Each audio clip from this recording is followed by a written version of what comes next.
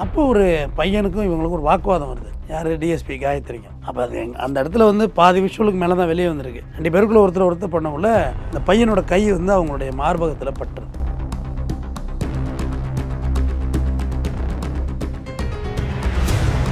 ஏன்னா ரொம்ப நேரம் கெஞ்சி பார்க்குறோம், கோவத்தை உண்டு பண்ணிட்டு அவங்களும் 2 அடி அடிச்சுட்டு அப்புறம் அது ஒரு மாதிரி பாருங்கள், அந்த கூட்டத்தை ஒட்டுமொத்தமாக தள்ளுறாங்க. அந்த டிஎஸ்பியை வந்து மற்ற போலீஸுக்கு உள்ளே போய் மீட்கிறதே ரொம்ப கஷ்டமாக உள்ளே பூந்து எங்கே இருக்காங்கன்னு தேடுறாங்க. ஏன்னா கொண்டை பிடிச்சி எடுத்துடும் மல்லாந்துடுறாங்க.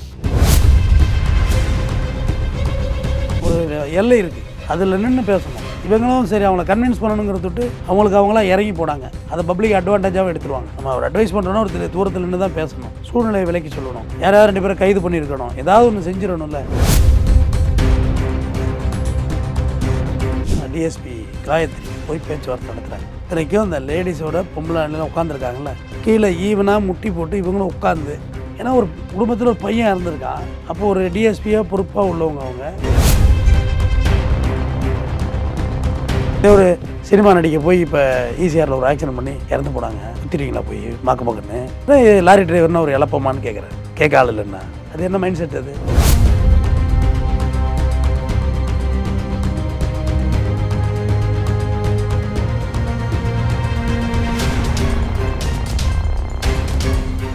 ரேலோன் நேயர்களுக்கு வணக்கம். இன்றைய நேர்காணலுக்காக நம்முடன் இணைகிறார் குற்றவியல் வழக்கறிஞர் டாக்டர் RS தமிழ்வேந்தன் அவர்கள். வணக்கம் சார். வணக்கம். விருதுநகரில் டிஎஸ்பி காயத்ரி மீது ஒரு சில பேர் வந்து கை வச்சு அவங்கள அட்டாக் பண்ணியிருக்காங்க, தாக்கியிருக்காங்க. அவங்க ஒரு சாலை மறியலுக்கு முற்பட்டிருக்காங்க. இது வேண்டான்னு தடுக்க போய் அது ஒரு சின்ன கலவரமாக மாறி இருக்குது. அதில் ஒரு 3 பேரையும் கைது பண்ணியிருக்காங்க. ஸோ அது தாண்டி சாலை மறியல் நடந்தது. காயத்ரி அவர்கள் மீண்டும் அவங்களோட பேச்சுவார்த்தை நடத்தி சாலை மறியலில் கைவிட சொல்லி கோரிக்கை வச்சுருக்காங்க. கைவிடப்பட்டிருக்கு இப்போ அது.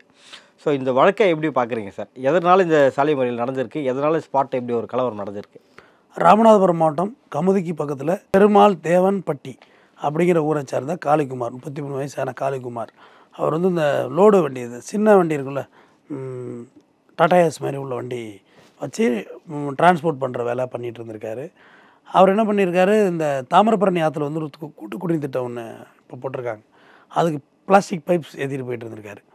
அப்போ ஏன்னா ராம்நாட்டுக்கு நெக்ஸ்ட்டு டிஸ்ட்ரிக்டே விருதுநகர் டிஸ்ட்ரிக்ட், பார்த்திபனூர் வழியாக வந்தால் பக்கத்துலேயே வந்துடும் அந்த மாவட்டம்.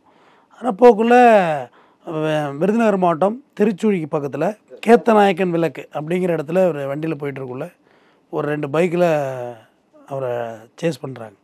சேஸ் பண்ணி மலைக்கு நிப்பாட்டுறாங்க. நிப்பாட்டிட்டு இவர் இறங்குறாரு. இறங்குனோடனே அந்த பைக்கில் உள்ள அந்த 5 பேர் கொண்ட கும்பல் மறைத்து வைத்திருந்த ஆயுதங்களை எடுத்து இவரை அட்டாக் பண்ண ஆரம்பிக்கிறாங்க. இவர் விழுந்து ஓட ஆரம்பிக்கிறார். பட்டா பகலில் திங்கக்கிழமை ஓட ஆரம்பிக்கிறாரு. வெட்டி வெட்டுறாங்க. வெட்டினோடனே வெட்டிட்டு போட்டு போயிட்டாங்க. உயிருக்கு போராடிட்டு இருந்தவரை உடனடியாக அங்கேருந்து மீட்டு பக்கத்தில் திருச்சூழி அரசு மருத்துவமனைக்கு எடுத்துகிட்டு போகிறாங்க. அங்கே சிகிச்சைக்கு வந்து 10வது மேல் சிகிச்சைக்கு போகணுன்னு சொல்லி அருப்புக்கோட்டை கொண்டு போக சொல்கிறாங்க. அருப்புக்கோட்டை கொண்டு போகிற வழியிலேயே இவர் வந்து இறந்துடுறாரு. இறந்தோன்னா அருப்புக்கோட்டையுடைய மார்ச்சுவரியில் இவர் வந்து உடற்கூறாய்வுக்காக வேண்டி இவருடைய பிரேதம் வைக்கப்பட்டிருக்கு. இதற்கு இடையில் திருச்சூழிக்கிட்ட அதே கேத்தநாயக்கன் விளக்கு அப்படின்ற இடத்துலையே பெரிய ஒரு சாலை மறியல் மேற்கொள்கிறாங்க. பொதுவாக உறவுக்காரவங்க சாலை மறியலில் ஈடுபடுறது வந்து இயல்பே. அது ஒன்றும் திடீர்னுலாம் நடந்துருச்சு இந்த உலகத்தில் அப்படின்லாம் கிடையாது. எல்லா நேரங்கள்லேயும் சாலை மறியல் ஈடுபடுவாங்க. ஒரு 10 பேர் இருந்தால் கூட அது பேர் சாலை மறியல் தான். சாலையை விடாமல் மறிக்கிறது இப்போ சாலை மறியல். அப்போ பொதுவாக இந்த மாதிரி ஒரு பக்கம் அவங்க இறப்பு ஏற்பட்டிருக்கு, வெட்டி கொண்டு இருக்காங்க ஒரு பையனை, வாழ்கிற பையனை. அது கொடுக்கல் வாங்கலில் வெட்டி கொண்டது அப்படி இப்படின்னு பல ஆஸ்பெக்டில் சொல்கிறாங்க. அதை விசாரணை முடியல. அப்போ சாலை மறியலில் ஈடுபடக்குள்ள போலீஸாக இருக்கட்டும், தாசில்தார் போவாங்க. மேக்ஸிமம் இந்த மாதிரி விஷயத்துக்கு போலீஸ் லெவலில் தான் போவாங்க. வேறு தண்ணீர் பிரச்சனை தாசில்தார் கூட போவாங்க. தாசில்தார் இதுக்குமே போகலாம். வருவாயில் உள்ளவங்க வருவாய் கூட்டாட்சியர் அவங்க போகலாம், டிஆர்ஓ போகலாம். இவங்க போய் டிஎஸ்பி காயத்ரி போய் பேச்சுவார்த்தை நடத்துகிறாங்க. இத்தனைக்கும் அந்த லேடிஸோட பொம்பளை உட்காந்துருக்காங்கல்ல, அவங்களுக்கு கீழே ஈவனாக முட்டி போட்டு இவங்களும் உட்காந்து, ஏன்னா ஒரு குடும்பத்தில் ஒரு பையன் இறந்துருக்கான்.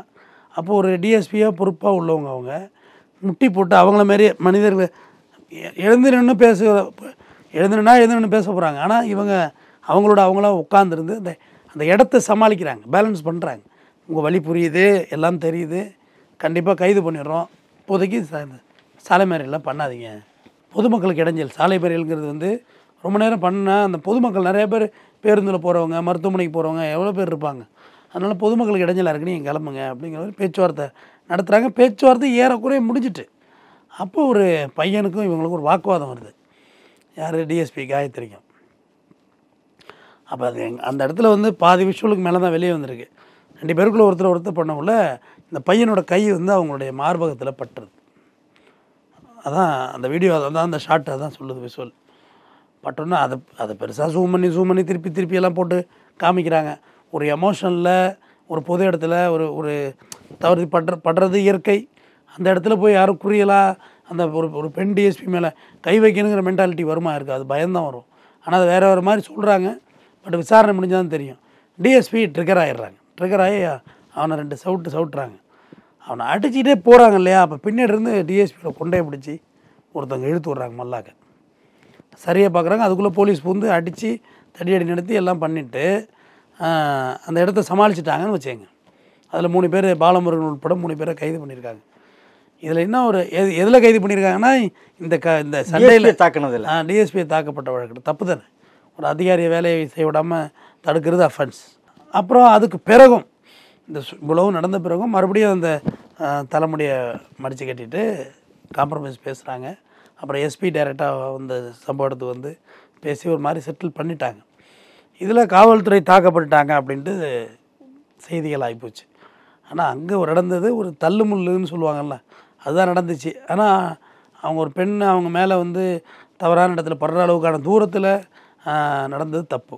அந்த தூரத்துக்கு இவங்களும் ஒரு 10 ஸ்டெப்பு சேஃப்கார்டுன்னு சொல்லுவாங்க. ஒரு டிஸ்டன்ஸ் மெயின்டைன் பண்ணி தான் நம்ம பேசணும்.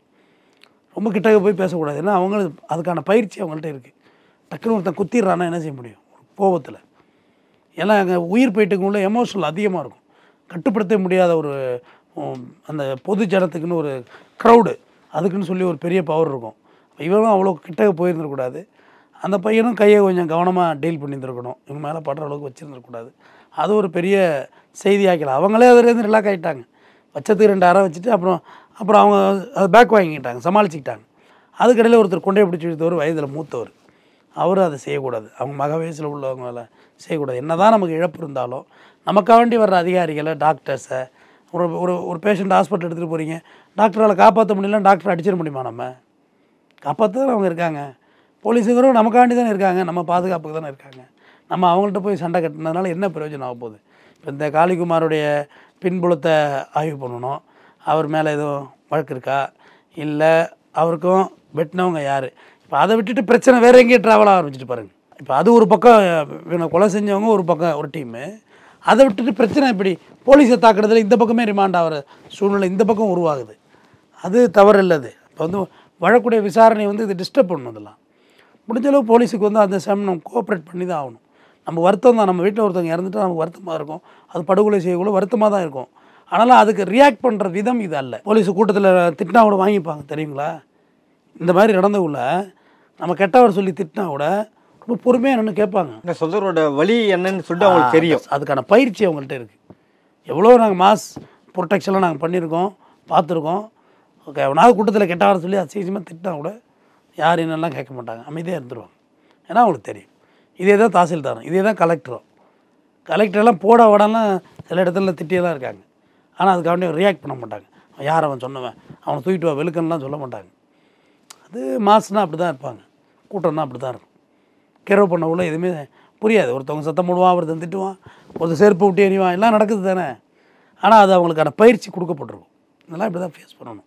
முடிஞ்சளவு பப்ளிக் பொது இடத்துல நியூசன்ஸ் இல்லாமல் எல்லோரையும் அனுப்பி வைக்கணும்.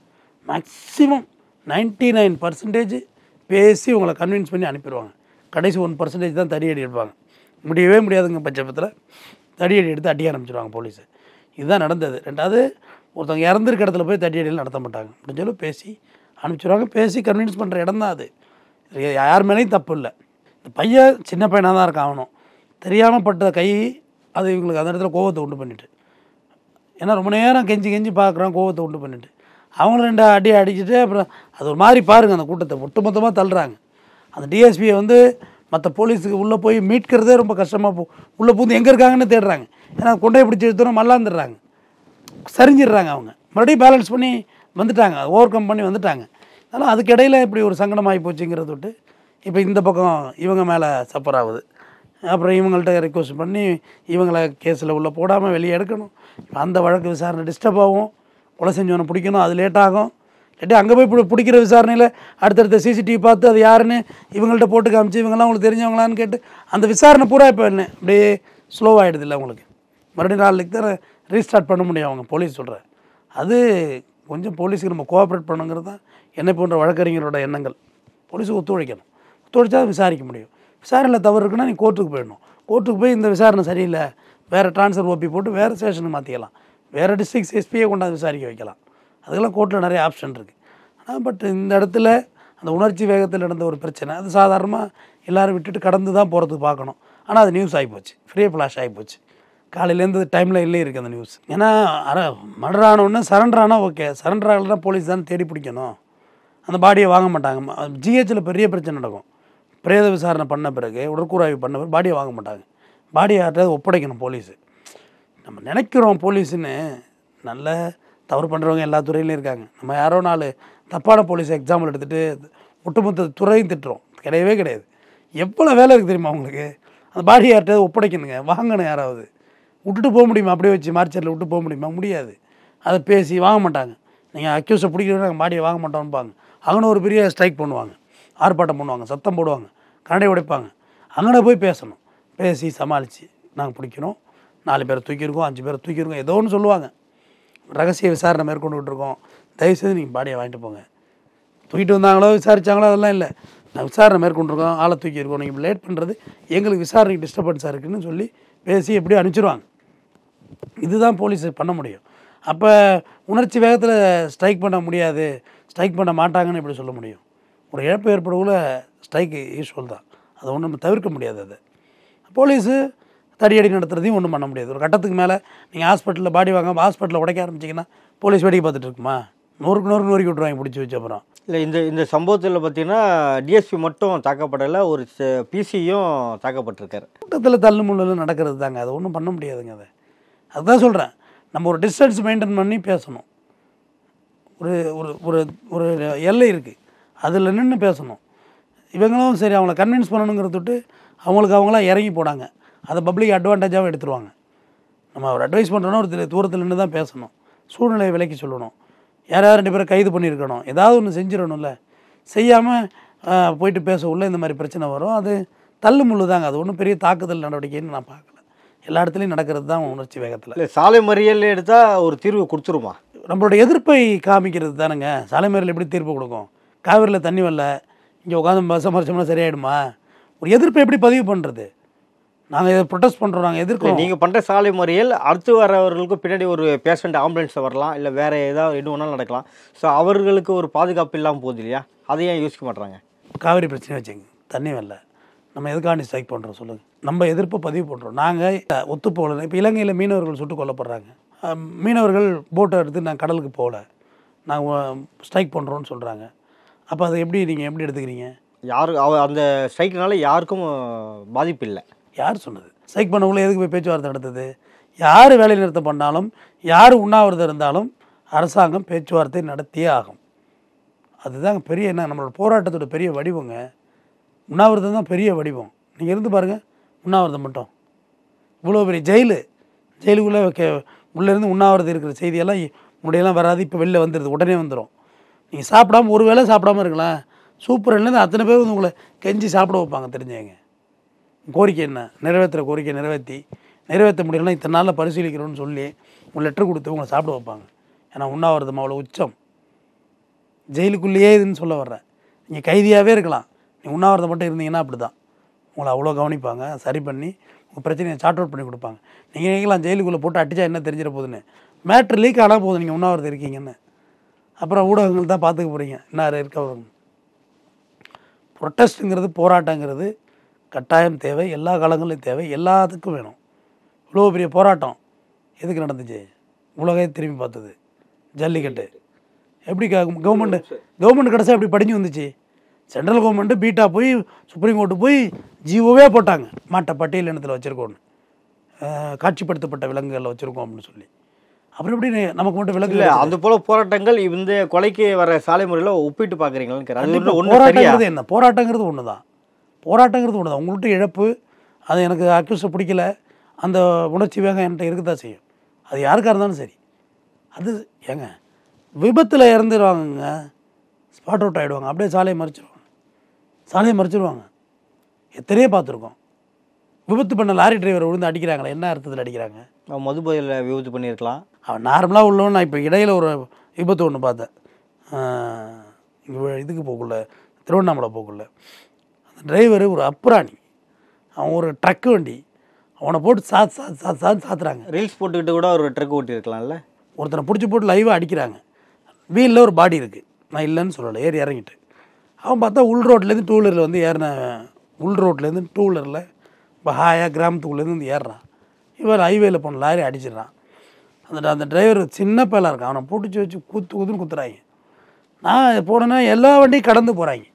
என்னடா ஒருத்தன் செத்து இருக்கான் கீழே டயரில், ஒருத்தனை போட்டு அடிச்சுக்கிட்டு இருக்காங்க, எல்லாம் போகிறாங்க, நிறுத்துறா வண்டியை நிறுத்துறான்னு சொல்லிட்டு போட்டு இங்கே வாயா என்ன வரி என்கிட்ட வாயான்னு சொல்லி அவன் எதுக்கே அவன் அடிக்கிறான். மூடி குத்துறாங்க, மாக்கு நான் கைக்கு என் கையில் இழுத்த பிறகு 2 பேரும் குத்த ஓடிடுறான்.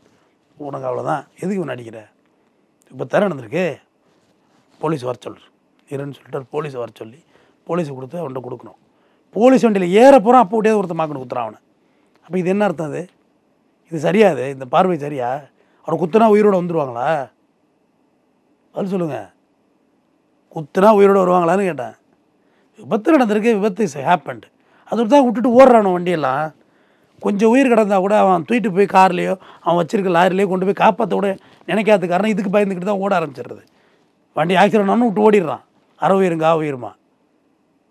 இதே ஒரு சினிமா நடிக்க போய் இப்போ ஈசிஆரில் ஒரு ஆக்சிடென்ட் பண்ணி இறந்து போனாங்க.